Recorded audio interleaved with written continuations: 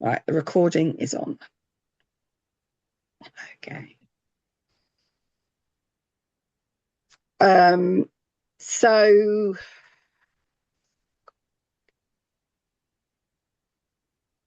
at first glance, employer dependency can sound contradictory. We're used to thinking of employers as the ones in control, setting expectations, defining roles, making decisions, and holding authority. But for those of us who employ personal assistants, PAs, or similar support roles, we know that the reality is far more complex than that. Even though we are formally the employer, our independence, our daily functioning, and often overall quality of life can rely heavily on the people we employ. That creates a very unique balance of power, one that isn't one sided, but shared in a very real and practical way. And because of that, it requires ongoing awareness, communication, and thoughtful management. Today, I want to look at three key areas: understanding this dual power dynamic, the challenges it creates in everyday practice, and practical ways we manage it effectively. Practical ways we can manage it effectively. So, understanding the dual power dynamic. Let's start with the reality. Power in these relationships doesn't flow in just one direction. Yes, as employers, we hold structural authority. We recruit, train, organise rotas, set expectations, and if needed, dismiss staff and everything else that's included. We define the framework of employment. But alongside that, there is also dependency to a certain degree. We rely on our PAs to support with daily living, mobility, communication, and continuity in our routines. And when that support isn't there even for a short time, it can have a real and immediate impact on our lives. This is what I would describe as interdependent power. And that interdependence affects everything. It shapes how confident we feel having difficult conversations, how we communicate as expectations, and even how we interpret behavior. It can make decisions feel more personal than professional. It can make boundaries harder to hold, and it can make small issues feel much bigger than they might otherwise be. Recognizing that dynamic is really important, because once you see it clearly, you can start to manage it intentionally rather than reacting emotionally or avoiding it altogether. I know I certainly sometimes react emotionally. Challenges in practice, difficulty asserting authority.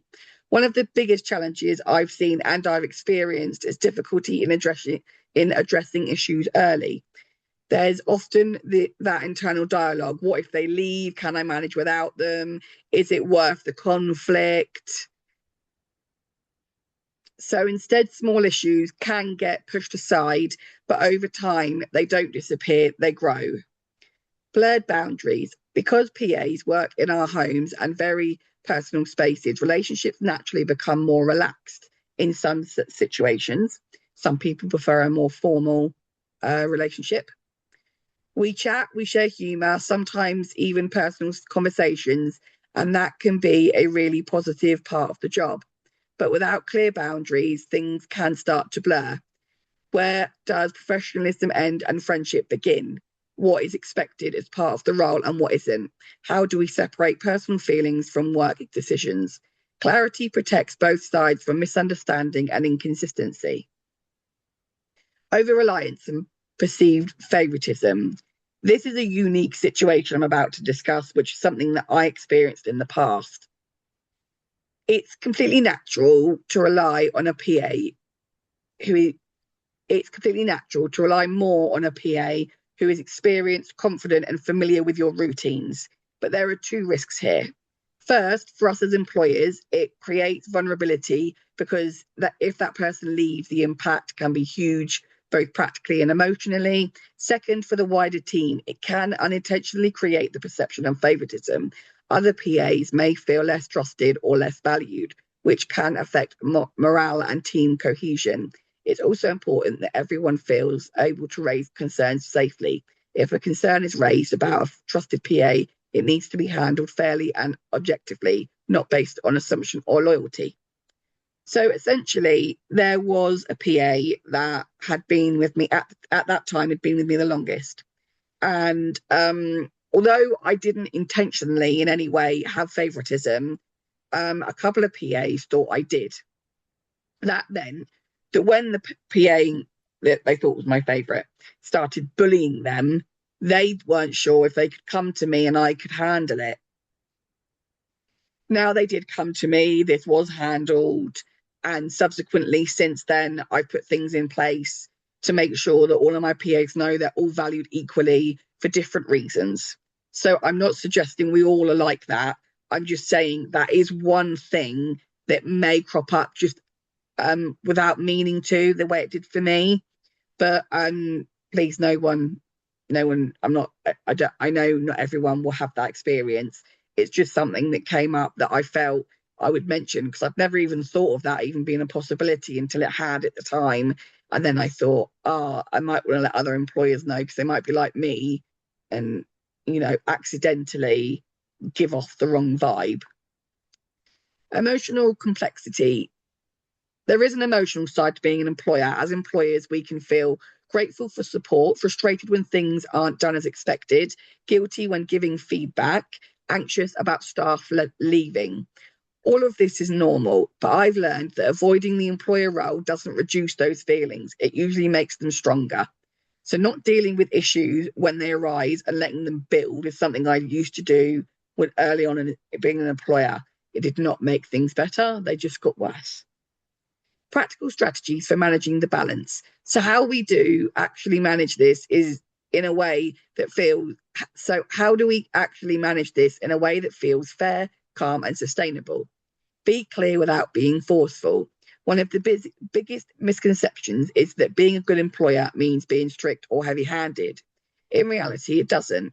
You don't need to force your authority or push your views onto your PAs.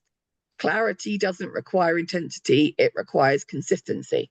For example, regular feedback emails to individual PAs and the team as a whole, scheduled supervision or check-in meetings, informal touch-base conversations during shifts, opportunities for PAs to give feedback to us as employers. These are all small, steady actions, but over time, they create a strong structure, and that structure often speaks louder than confrontation ever could. So it isn't about being really like, right, this is my house, this is how it goes, this is the rules. You can be really subtle.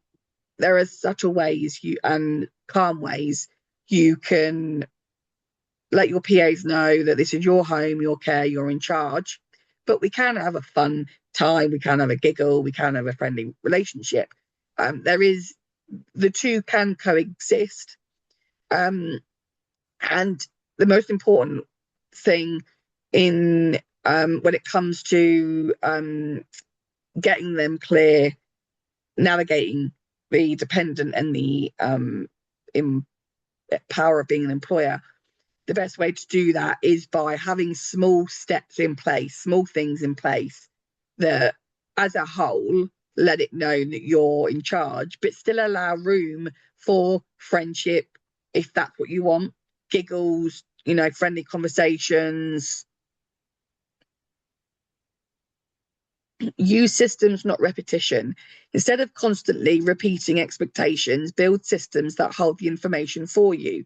For example, a shared Google Drive for documents or OneDrive, printed documents in a folder in your home, a care plan or get to know me file, a house manual, an employee handbook. All of these things let your PAs know what's expected of them, remind them that you are their boss, but without you going, I'm in charge, do as I say. They're just they're clear ways of letting them know that, but they're nice ways without being too forceful. I've seen employers that, and I had a spell of this where I'd been too soft when I first became an employer. Then I got a bit too strict. And getting the balance takes time and trial and error. And don't be afraid to change up your systems, change up how you do things. It's not one-dimensional. You don't have to, right, I started out doing it this way, so I've got to do it that way forever. Professional doesn't need to mean forceful. This is something I really believe in. There is room for friendliness as well as clear boundaries. Being clear doesn't mean to be harsh. In my experience, tone and consistency matter just as much as wording alone.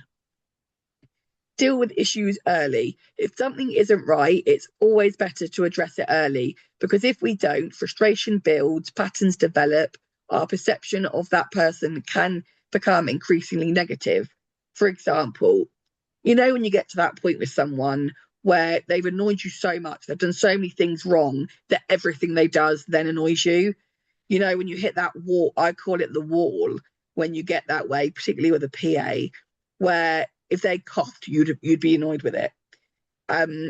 Getting to that point, you want to deal with it before you get there, because once you are there, they could even change their behaviour and become better. But because you're in that mindset with them, you just don't register it. You don't register it. I know I've been very guilty of that.